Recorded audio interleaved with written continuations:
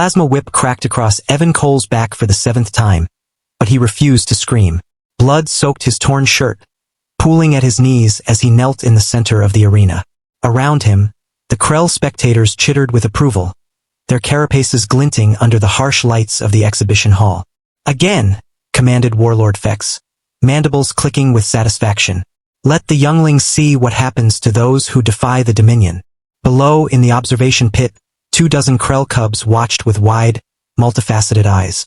Barely 3 cycles old, their carapaces still soft and glossy with youth. This was their education. A demonstration of power, hierarchy, and the natural order, placing the Krell Dominion above all other species in the known galaxy.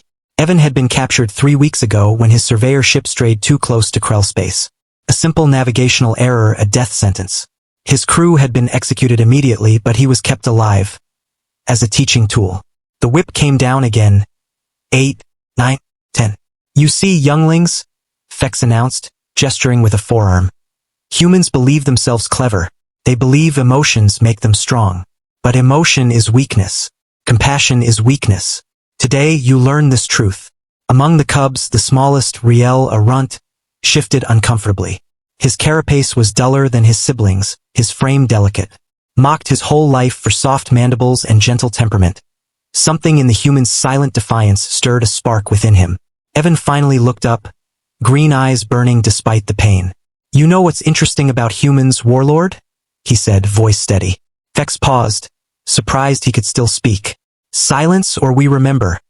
Evan continued, blood dripping from his lips, a faint smile forming. "Everything, every slight, every wound, every injustice. We remember our dead. Your dead are dust, as you soon will be. Your species is scattered, weak, divided. No fleet, no army. No one knows where you are. That's what makes us dangerous. Humans perfected the art of grudges over 10,000 years.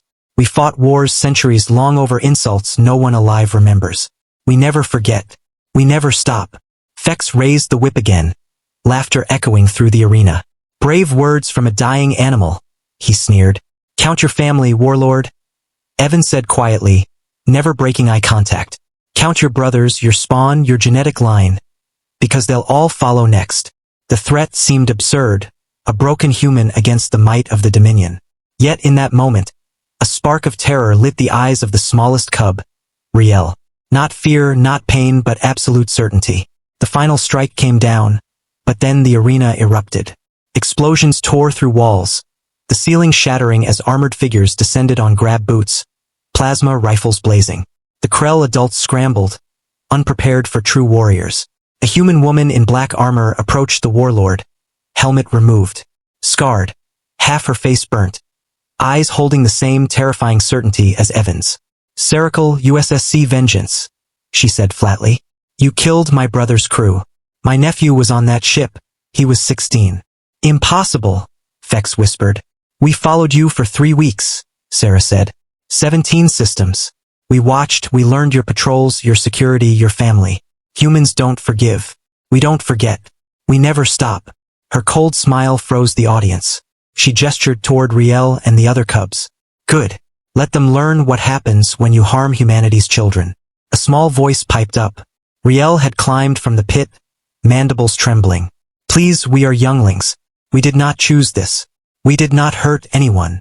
Sarah glanced at the cub, expression softening briefly, then looked to Evan, still being treated by medics. "Your call, Commander." Evan rose slowly, each movement agony, yet he straightened with dignity. He knelt to Riel's level. "What's your name?" he asked gently. "Riel, human sir," the cub replied. "Riel, I want you to remember today, not to fear humans but to understand us. We are capable of terrible vengeance. Yes, but we are also capable of terrible mercy. The difference is simple, how we are treated. Your warlord chose violence and cruelty. We chose to make an example of strength." Evan addressed the cubs, firm and resolute. "Go home. Tell your people what you saw. Humans will cross any distance, endure any hardship, pay any price to protect our own. We offer friendship to those who offer friendship, and justice to those who offer cruelty." Sarah lowered her weapon. "You heard the commander. Go. But remember." The cubs fled, Riel last, glancing back at the human who had shown him mercy.